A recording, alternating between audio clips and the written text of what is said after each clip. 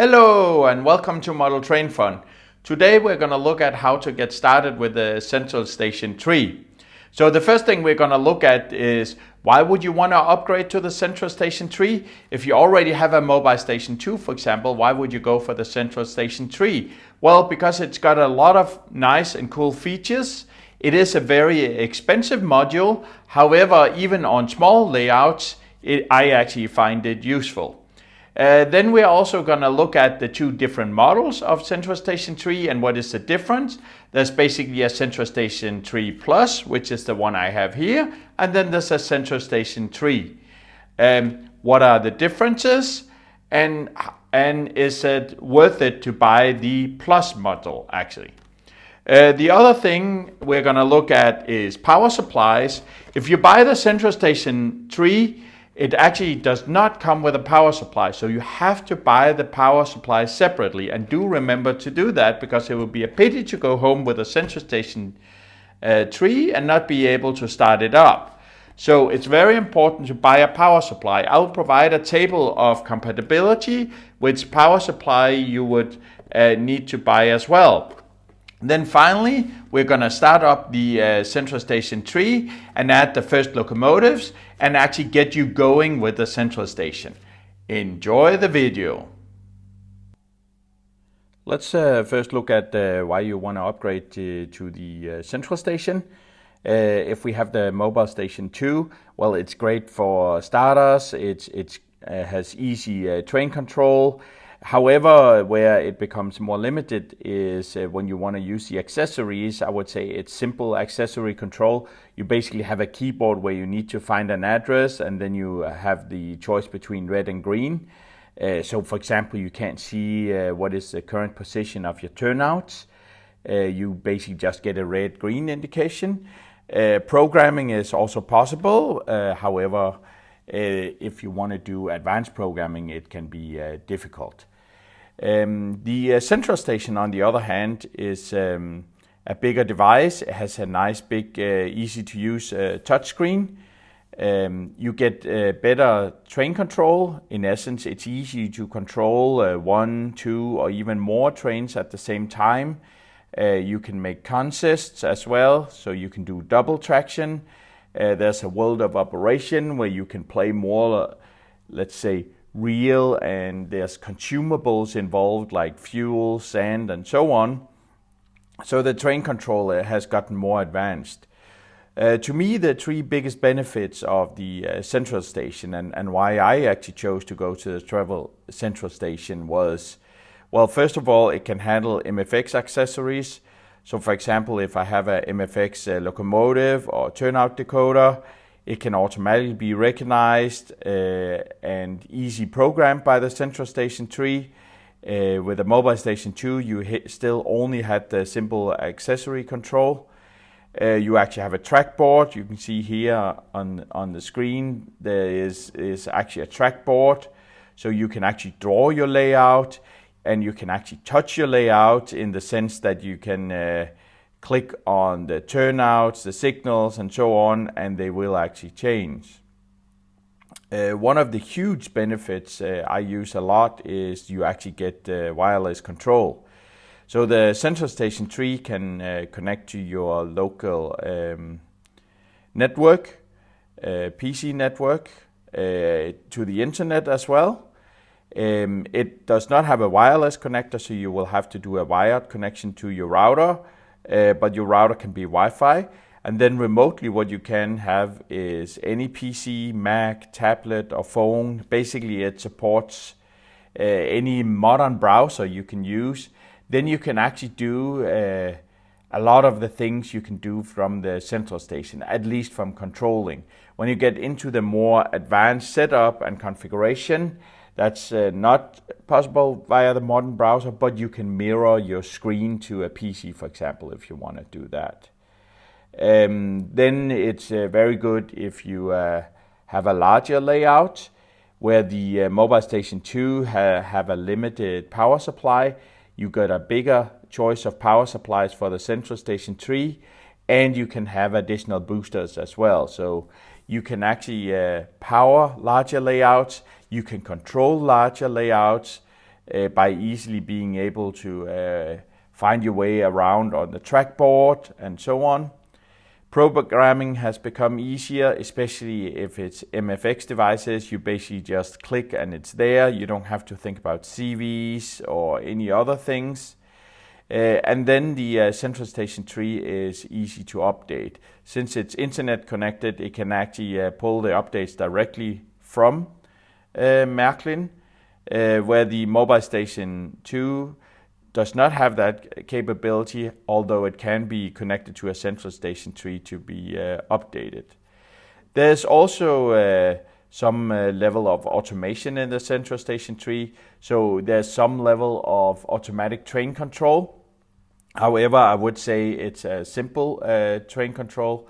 However, if you really want to do fully automatic train control, then you can connect over the wire to a PC or a Mac, and then you can do fully automatic train control with the software programs you can get out there. And there's many other things. So all in all, to me, it's a great enhancement compared to the mobile station 2. If you're looking for a central station tree, there's actually two versions out there. There's a central station tree and a central station tree plus. There's really only two differences between these. You can see up on the pictures here. If you just look at it from the top, it's hard to see here on this picture, but there's basically just a little plus sign as a difference. Physically, there's only two different connectors. If we look at the back of the Central Station Plus, Tree Plus, it has an extra connector here.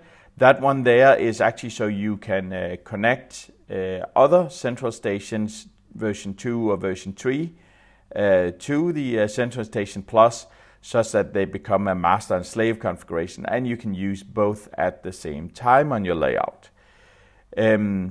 The other thing there is on the bottom of the Central Station Plus, there is a S88 connector. So the S88 is the protocol you use for feedback. So if you want to do train automation or automatic train control, then you can use the S88 to detect where on the track are the trains.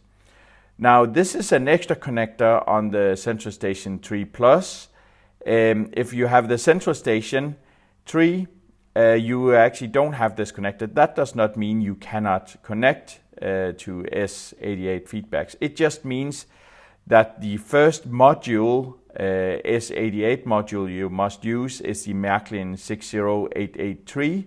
That one basically connects to one of the round connectors on the back, and then you have the standard S88 connections such that you can use the normal S88 from that on.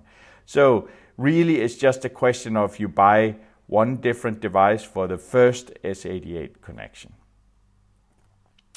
One thing you have to remember if you buy a Central Station 3 is that it does not come with a power supply. So it is a high price for the Central Station 3, and it does often surprise people that, oh, it does not come with a power supply. You have to buy it separately. And you have to buy what's called a switched mode power supply in order to use it. I made here a small overview of the power supplies you can choose from and the purpose with which you want to use it. Remember, this is information I gathered from looking at the Märklin website, the Trix and the LGB websites. Always do verify and or talk to your local model train shop about advice on what to buy. So if you want to run Märklin or Trix, so the Märklin HO or the Trix DCC HO, that's the top row here. Then there's a set of transformers or power supplies, you can choose. It's basically the 6004 series, so the 60041, which is black power supplies. All of these come in and support 100 to 240 voltage, and they actually give you a 60 watt or output. And then they basically come with different power connectors, not to the central station 3, but to the power grid. So you can choose between German, European, British version, Australian one, an American one, and then a Japanese one. There are also some older power supplies out there. You can find the 60061 and the 60065. They are actually not produced anymore, but they will work just as well. However, there you have to make sure you get the one that's correct for your voltage. If you need a bigger power supply, so this is the 60 watt up here, there's also 100 watt, which is the 60101. This one here is, you can find that one in a 220 to 240 volts. If you need one for 120 volt, I would suggest you use the one that's actually dedicated for LGB and 1 gauge, which is the bigger 60195. It has 120 volts and 100 watt power supply. So here in the first row, that's Märklin HO and Trix DCC. If you have N-gauge or especially modern mini Trix, as I understand it, when I have queried the Märklin support or even mini Trix support, they have said, well, you can run it on these power supplies. So the output voltage is actually the Märklin HO and DCC HO voltage, where normal N-gauge normally go with lower voltage. However, the mini Trix decoders in the locomotives can actually support this, but don't expect all N-gauge locomotives to do this. You might actually burn them out because of higher voltage. For the Märklin N-gauge, you will use, since it's bigger locomotives, they require more power, so you need the 60101 power supply or the 60195 power supply.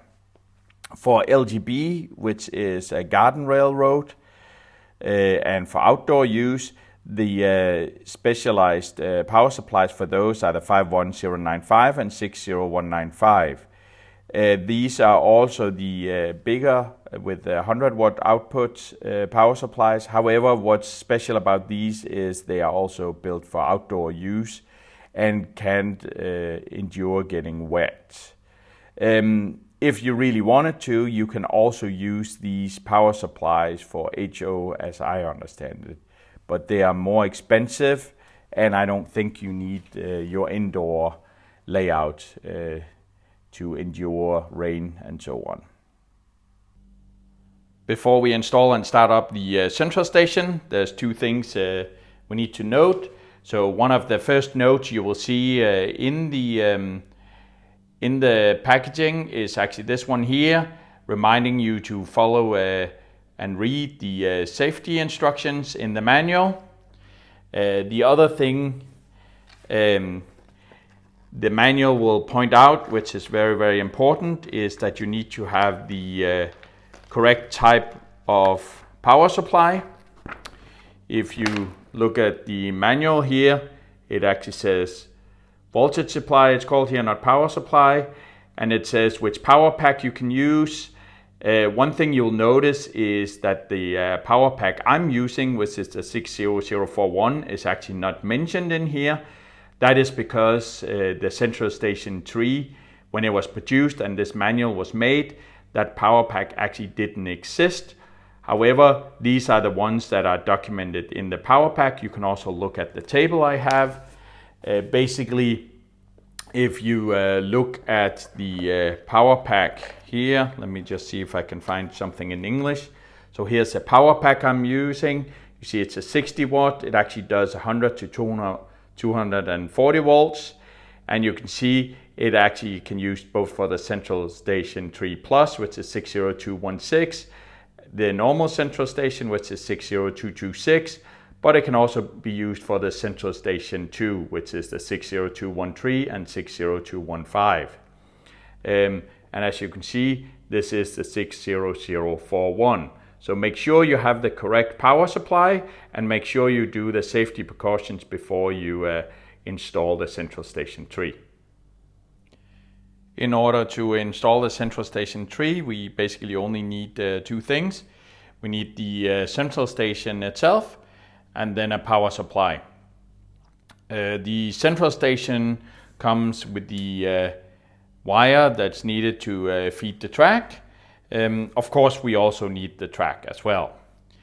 If we look at the plugs for the power supply, there's a special plug here with 4 pins that we need to fit into the central station, and then there's the one that goes into the power grid.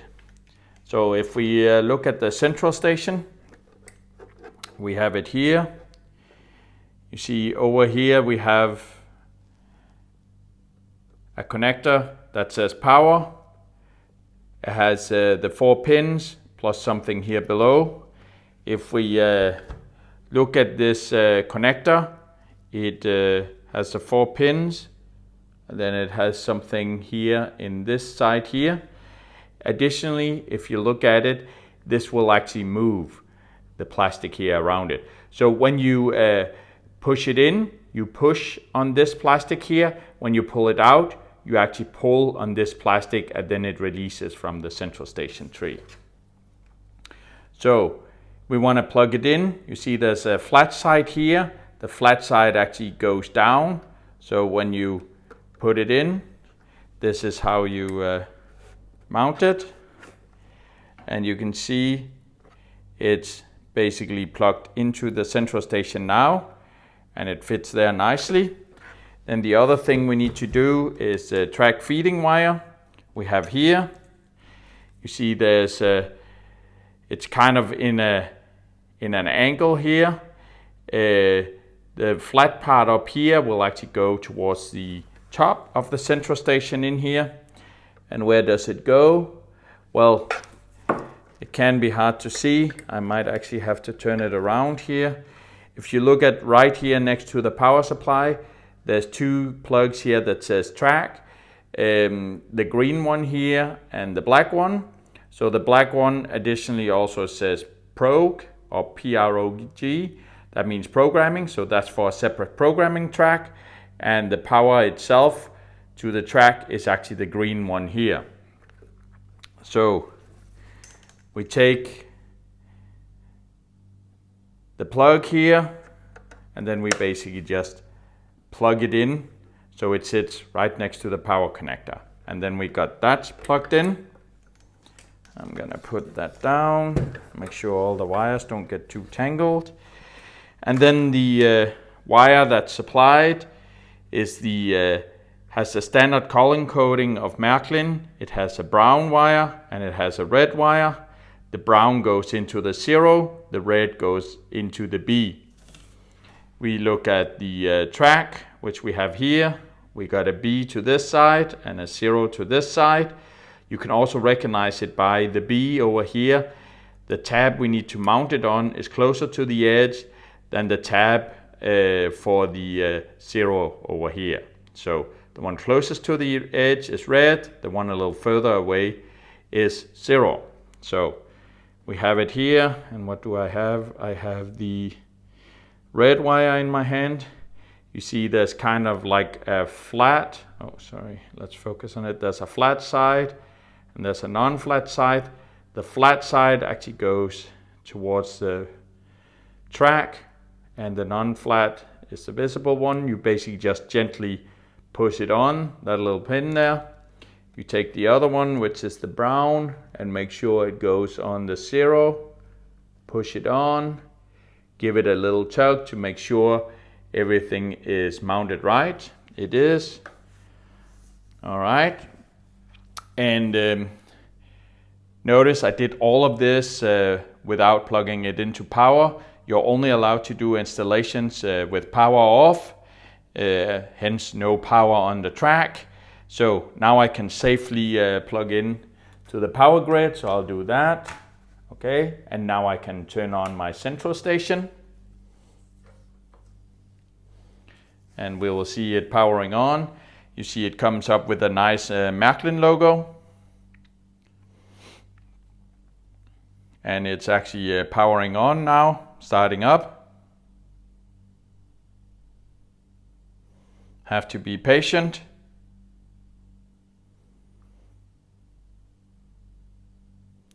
Here comes a nicer set of logos, so now we are almost there. And now you see the central station has started. And the first thing you'll notice here is there's a red bar down here. So the red bar is actually the stop button. The central station 3 always boots up with the red bar on, so in stop mode, just to make sure your trains don't move till you are actually ready. It kind of looks like here, like the red is flickering. In real life, actually it's not. So by now, actually the central station is ready for us. It already has the first question for us, so on initial boot, it will start by asking us which language to choose. Let's take a close-up of the screen of the central station while it's starting up. So the first thing it will show is the language choice. When it comes directly out of the box, this is what will pop up. I will choose English and I'll hit OK. Then what the central station 3 would do is it would automatically start the introduction, in this case the assistant introduction. As you can see, there's a description of what you see on the screen, in this case the locomotive list. It's marked with a 1. You see the 1 down here. It asks you to pull this. So we can pull this up and we can show more information, and the assistant will continue to the next step. I will cancel the assistant and then basically show you the basics of the GUI without the assistant. So the first thing you would notice is that I actually managed to get it into English. Now, in case you buy a used one or a pre-owned Central Station 3, maybe it doesn't come up and ask about language. In that case, then you have to recognize the icons. So I don't know what language it could be delivered to you in, but you go here to the top bar. If you don't see the top bar, then you pull down in the green here. So maybe you see it like this. You can pull it down. Here there's the leftmost icon here that kind of looks like a little clock with some squares on here. In English it says system. You click on that one. Then you go down and then you find the wrench here, which is the settings. You can click on that one, and then you will actually have here a pull down where you can choose the language. And as you can see, there are several languages to choose from.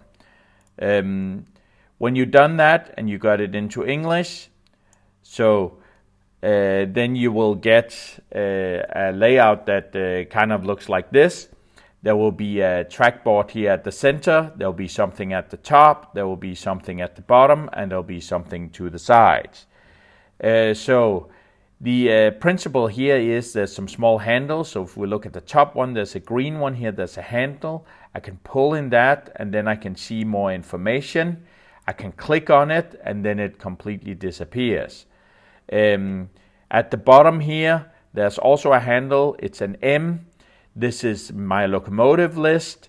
Again, I can click on it so it disappears. I can actually click on it again so it comes up. Right now I'm showing this using a mouse. You can use your finger, you can use a pen when you're touching the touch screen. So there's multiple choices of what you can do. I'm just using the mouse here because then it's easier for me to illustrate to you, because I cannot show what the finger is doing. So I'm gonna pull this a little up and then you see there's even more information revealed.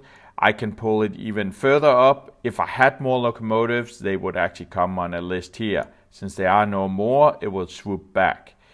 To the side, I got locomotive controls. Right now they are empty. So if you look at the left one here, there's no locomotive icon displayed. So it's empty.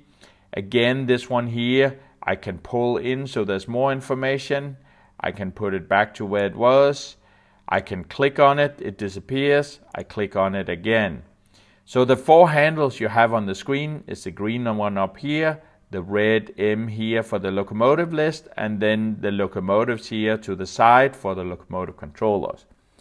Now, how do I populate the locomotive controllers to the sides? Well, I basically take my locomotive, I have one in here, and then I drag it out to the side, and then I let go, and then it's there. So basically with your finger, you just drag it out, and now it's to the side. Now, when you have one here populated in the locomotive controller at the side, you can also use the physical button or the red knob on the central station 3 as well to control it. You can control a locomotive to each side. You could also drag the same locomotive to both sides, so you have the same locomotive on both knobs if you wanted to. If we look at it here, right now my central station is in stop mode. You will see that on the physical device as the bar is red, so the stop bar is red. So now I can safely play with the locomotive without it running around. Here on the locomotive controls, you got the speed bar. I can click on this one here, or I can even slide my finger up and down or the mouse and change the speed. You see right now it's red because I'm in stop mode, so the locomotive will not move. I'm gonna set it to 0 again so I don't forget. Below that here I got the direction, so I can change the direction of the locomotive as well. And then I got the icon of the locomotive. If I wanted to, I can also pull this further in so I can show more information about the locomotive. In this case, the function keys actually pop up. So these are the buttons that are equivalent to the function keys. The top one here is the light, so I can click on that and you see I activate it. I can unclick it again. Here's the engine sound. I would activate it and turn it off again. Remember, I'm in stop mode, so nothing is happening. Let me just put this one a little out to the side again, and let me get some more locomotives on the track so we can see some more interesting stuff. 1 second. Okay, so here I've added my locomotives, or I should say more locomotives. There's a different layout in here, don't worry about that right now. So if we look at the locomotives, I got a list down here of 6 locomotives. I can pull the M tab, or the tab for the locomotive list up, and then I get more choices here. For example, here on the first one here, I can filter locomotives, so maybe I only want to look at diesel locomotives, and then you can see the list got shorter and now it's only showing my diesel locomotives. Maybe I want to see my diesels and my electrics, and now you can see an additional locomotive popped up. I can unclick these, so now I would show everything. You also notice here that I got 6 locomotives. There's some small indications down here. They actually indicate pages in here. So you can see there's actually 2 pages. There's one page I'm looking at. It's highlighted as white. I can click on it and there'll be a second page. I don't have any more locomotives, but at least here there's the button to add more locomotives as well. I can pull up in this one so I can see even more locomotives. So now you see I see 2 rows of locomotives. If I want to, if I got a long list of locomotives, then I can also search for them. So in this case, maybe I wanted to search for my class 232. So I can click on the search. I can enter the value here. Now I'm doing it directly from the keyboard of the computer. I could also click on this virtual keyboard here if I'm using the touchscreen. So I click the numbers. I click 232. So that's my class 232. Now you see it appears down here. And you actually see there's 2 red indications on here. That's because this is actually the locomotive that's on the locomotive controls to the left and to the right. I click OK here. I can go in again in the search. I can click the cross up here. So I remove the filter. I can click OK. And now I see all my locomotives again. I can also sort my locomotives. So here you see now it's sorted by name. I can sort it by type. So not quite sure what the type is here, but it looks like I got a diesel here. I got a steam. Now I got diesels again, so a little unsure what the type is here, but it's supposed to be the type of locomotive. I can do the history, such that it basically shows the most recent used locomotive first, and then I can do the max speed and the address of the locomotive as well. So I'm going to go back to name because that's the most useful. I'm going to make it a little smaller again so I can see what I have on the screen. Now I got my class 232 over on the locomotive controller here to the left and the right. I would like to have my class 648, so my small regional train here to the left. So I pull that over and you see it appears here. When I pull this one out, you will see it has a lot more functions than the class 232 I showed before. So you see now all the functions are displayed here, and as well you can see there's several pages of functions as well. So in the same way over here where I can have pages of locomotive, I can have pages of functions. I click on this. Sorry. I'm going to the second page of the functions. I can go back again to the functions here. I can also again here hide the locomotive controls by hitting the locomotive, and again by touching the locomotive. I can see even more functions by pulling it in, and now you see I see all functions, so in essence I don't need the page indicator anymore. And I can pull it even more in. If I pull it here close to the center, you see the speed dial is actually changing. Oh, I'm going to pull it a little back so it's about the center. Didn't succeed in that. So here I got the speed sensor. So in the same sense as before, I can change the speed here of the locomotive. I can set it to 0 and I can change the direction here. So it's a little more visual speed sensor. Let me see if I can get it back to here about. So now I got the speed indicator with 2 rows of function keys. I can do that also from the other side. So if I pull the tab here from the left, and by the way, look at my locomotive list. It always adjusts to the size available. I'm gonna be mean to it and pull it all the way in. So now my locomotive list disappeared, but now you can see I get 2 nice speed dials here as well. So in this way now it's easy for me to control 2 locomotives. I get full overview of them, and you can see what functions are actually available as well on here. So that's an easy overview. If I want to look at my trackboard, I basically just click the locomotive again and look at that. My locomotive list popped up again. Now the locomotive list can also do an additional thing. We can actually pull it all the way to the top. And when we have it all the way at the top, you see I actually can control multiple locomotives. I can pull in from the left and the right. So, oh, oops, that was a little too far. I'm just gonna pull it. Oh, not having much success with the mouse here. Okay. I can pull that in from the left and the right.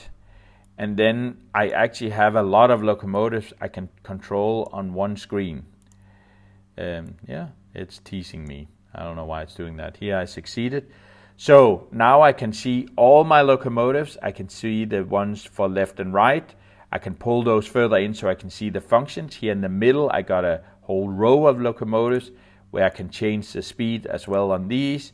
I can click here on top and I can go into the function keys of these locomotives as well and change the functions.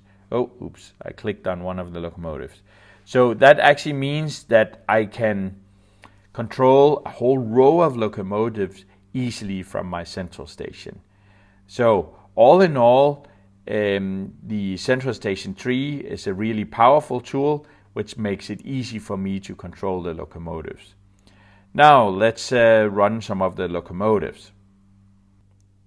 Here we have the Central Station again, and it's in stop mode. You can see that by the red bar down here. So this bar here, basically whenever you hit it, it will go into stop mode or out of stop mode. So if I click on it again, it goes out of stop mode. If I click on it, it goes into stop mode.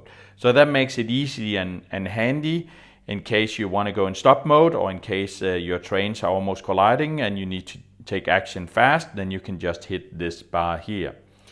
On the screen, or on the video I should say, it kind of looks like the light is flickering. It actually isn't in real life. That's an effect of the video. So let me just go into or out of stop mode. And I can do the same thing as you saw in the close-up before. I can take my locomotive, I can drag it on the controller, I can drag it to both sides if I want to. I can make the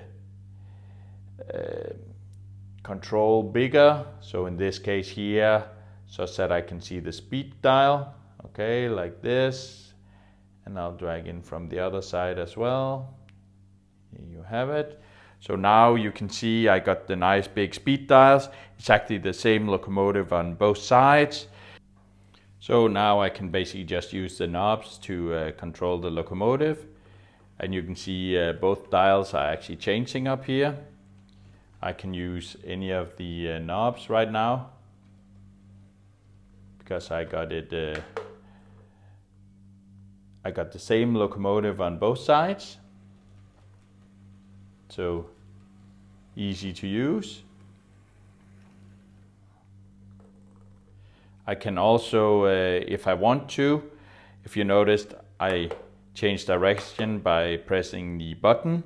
I can also change direction by clicking on the display as well, as you saw me do it before in the close-up. I can also change the speed here on the display. So in this case, I just set it to a high value and the train goes. I can stop it again. I can change direction and we can go the other way as well. So here it comes back again. So I can do that directly on the speed dial. I can also, if I got the smaller version where it's basically just a slider, then I can slide up and down as well, and you see the speed changes. I can also over here slide, although I would have to say the dial, it's easier just to kind of tap it, where when you have the slider here, you can actually slide up and down. Easy. Now let's add another locomotive. In order to do that, remember to hit the stop button first. So I've added my regional locomotive here. So I can go out of stop mode, and you won't be able to see it here, but there'll be a dialog box popping up and reading the MFX, so you probably won't be able to read what it says. You can see now there's a dialog box popping up and it's actually reading in the locomotive. So very easy, you basically just put the locomotive on the track, you go out of stop mode, then you wait, and whenever it's a MFX locomotive, it will actually appear on the screen. So it's actually already been loaded, so I can take this locomotive and let me drag it over to the control here to the left. So now I got the sprinter here on the left. Let me get out till I get a dial. Ooh. I wanted to see all the functions here as well. Yes. I'll do a dial from the other side as well. Oh, yeah, not always easy with the touch screen. Here it is. It's because I keep dragging. When I drag crooked, so I actually drag below the screen, which of course it won't notice. So now I got the regional train over here, and I got my class 232 over here. Now I don't know which direction the trains are going. I think the 232 is actually going that way, so we can try it out. We can turn the knob. Yes, it's actually going that way. Let's see with the regional train which way it's going. Oh, it's actually going to follow it. Okay, whoops. I was a little too fast. So let me just start up the class 232 here. So you see, and I can see here on the dial how fast it's going. And then I can control my little regional. Oh, I want to go the other way. I want to follow. I got a small circle here. And as you can see, I can easily control 2 trains.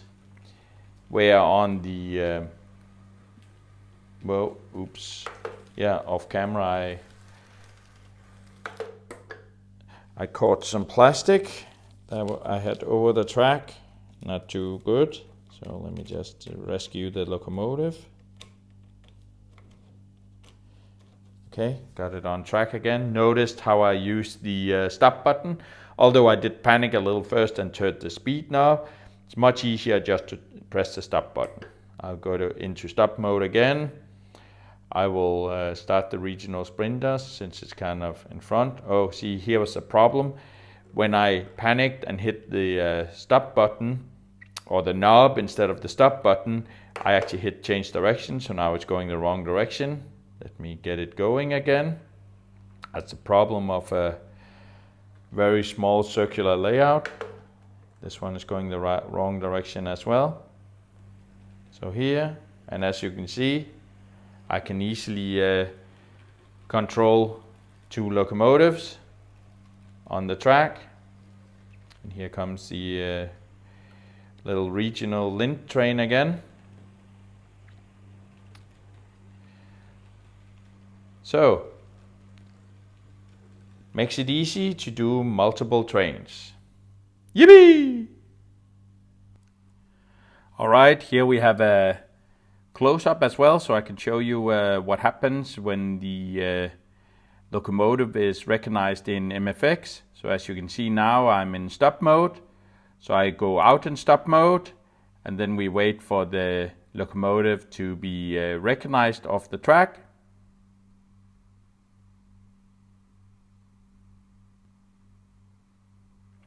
Here the Central Station 3 recognizes that there's a new locomotive on the track. It's reading all the functions for the locomotive. You could see that it was the regional train it actually found. It's reading everything. And now you see the locomotive popped up down here in my locomotive list. So now I got an extra locomotive in here. As before, I can drag it over to the locomotive control. I have it here on the left. I can pull in, and then I can see the speed control here. The interesting thing is actually if you keep on pulling, then since this locomotive supports world of operation, what you actually will see is now you'll see the cab or the cockpit of the locomotive, so the engineer's cab of the locomotive. You can see there's kind of a simulated background out here, and now you can actually control the locomotive using all the buttons you find here on the screen. I will not do that now. I will do that in a later video, but this is what's called world of operations. How do I know if my locomotive supports that? Well, if we have the 2 locomotives here you see on the track now, I have here to the right my class 232, and here to the left my class 648, or the little regional lint train. You see here the MFX symbol looks a little different. There's kind of like a globe around it. So this is what some call the MFX Plus, or also MFX World of Operations. If it has this, you will be able to do the engineer or the engineer's cab view of the locomotive. Let me just illustrate here that I can actually drive the locomotives as well. I need to turn around and check which locomotive is in front. I hope the direction is correct. So here we have the lint. I'm just gonna set the speed. It is actually going in the direction I hope for. And I can also set the speed here for the class 232. And as you can see, it's relatively easy to control 2 trains on the track, even with me sitting with the back to the tracks. So, very easy. We can also go in here and we can have the slider instead. So I'm just gonna make this go a little slower over here, the class 323, and as you can see, I can use a slider here as well. And when I have them both safely stopped, I can easily also change the direction of the train. Let me first start this one. Yep. Then the other one. Okay. And of course here I can always hit the stop. So I'm going to hit the stop now, because I wanted to look at another thing as well. Actually, maybe what I should do is I'm just going to completely set the speed to 0. So this is the good thing: when you are in stop mode, you can set the speed to 0 such that when you go out, you see the trains do not move. If I pull these to the side, there is one additional thing I wanted to show you. You saw before I could pull this up, and now I can control multiple trains, and I have this speed bar here and the functions. There is actually an additional function you can turn on, or setting. If you go to System and then you go to Settings. So I got the settings here. I scroll down a little. There's here a pop-up. Let me just scroll it a little higher up. So here there's a pop-up control panel as well. I can click this one here. So now when I have my locomotive list, see here I got my train, I can just click on it directly from the locomotive list, and then I can change the speed. So this makes it also very, very easy for me to actually change the speed of multiple locomotives. Because remember, I clicked on it. I can have multiple rows of locomotives in here, so I can have multiple locomotives displayed, and I can click on it, I can find the speed, and or I can change the function value as well, like this. So everything becomes very easy with the central station. One final thing, let me point out, there is help multiple places. So you see here for the locomotive list, I can click on the help button. It comes up with explanations. Remember, you can scroll in the explanation. You can move to a second page of the explanation as well. I can close this. So this was help for the locomotive list. There's also a help up here that talk about the item list, which is at the top. I can close that. If I go into various submenus, I will also find the help. As an additional thing, if I go to System here, and right now it's actually inside the settings. If I go back, you see I kind of go to the main page of the system. Over here I got a complete overview here to the left of the settings. You see the system, settings, track diagram, IP, so on. I can go to a second page here and view as well. Over here to the right, I got all the assistants I can look at. So if I want to look at the assistant for the locomotive list, I can click on this, and then you will see it will actually pop up the help directly for the locomotive list, and so on. So in this fashion, I can actually find lots of help in the system. The idea actually is with the central station that you don't really need the manual. So there's a manual out there. However, the manual that's, I would say, mostly up to date is in German. You don't find the entirely up to date English version. However, the English versions that are available, I will link to in the description so you can find it and look at it. Alright, let me also show you how to shut down the central station. So in order to shut down the central station, you hit the system up here, and then you can click over here to the left. There's another system button, and then you go in here to the shutdown. However, now you kind of see I'm inside this system settings. You see that up here. If I just close this one and then I hit system, then I'll actually go directly into the system settings and end on this page. I can go back here, I can get the overview as well. I can click on the system, I'm back into system settings, and in here where you have the system settings, I basically have the shutdown. I can click the shutdown, I hit the check mark. When the central station is powering off, it will actually not by itself turn off the power. You actually have to do manually on the switch to the power grid. So I will initiate the shutdown here. I will confirm the shutdown, and then you will see briefly it goes to the logos, then it goes blank, and then you see there's some text here. We still have the red stop on. Now the screen became entirely blank and the stop button is no longer red. So at this moment it is actually completely turned off, the central station. The only thing we have to do is go over to the power grid and actually physically turn off the power to the power supply. You could also just unplug it at this moment, but now the central station 3 has actually been completely turned off.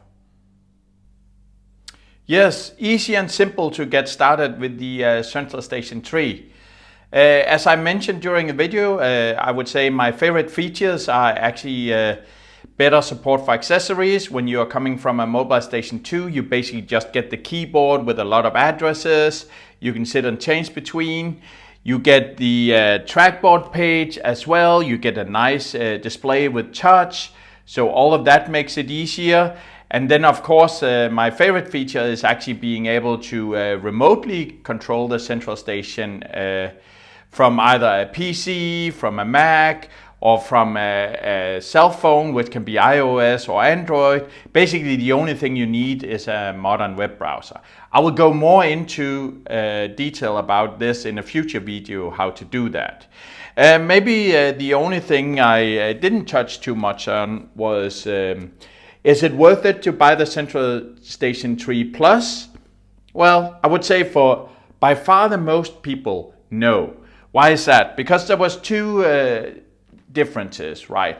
There was an extra S88 port at the bottom of the device here, which you don't really need because it's just a question of buying the Link S88 as the first device and plug in. And then you can basically use S88 feedback modules as you're used to. So the only one you need to remember is the Märklin 60883 to buy that one as the first, and then the rest is the same. The other thing that was in there was one extra connector on the back where you can connect another central station 2 or 3 as a slave. So basically the reason I went for the Central Station 3 Plus is because I actually also have a Central Station 2 that I wanted to connect together with this one and work together. However, it is actually a very expensive solution. The Central Station 3 is actually quite a lot cheaper than the Central Station 3 Plus. And as I understand it, there's no difference in how big a layout you can run, how many locomotives you can have in there, or anything else. It really only is those two connectors that makes the difference. And don't forget to buy a power supply for your Central Station 3 as well. I just went for the 60 watt power supply. You can go for the bigger one as well. But don't forget, as your layout grows, you can add boosters and so on. There's actually full support for large, I would even say huge layouts with the Central Station 3. So I do hope you liked this video, and please do me a favor of hitting like so I do know that you like it. It also encourages me to actually continue making videos. The same thing goes for the subscribe button. Do remember that it is actually free to subscribe, and if you hit the little bell notification as well, you will also be notified when new videos come out. Enjoy!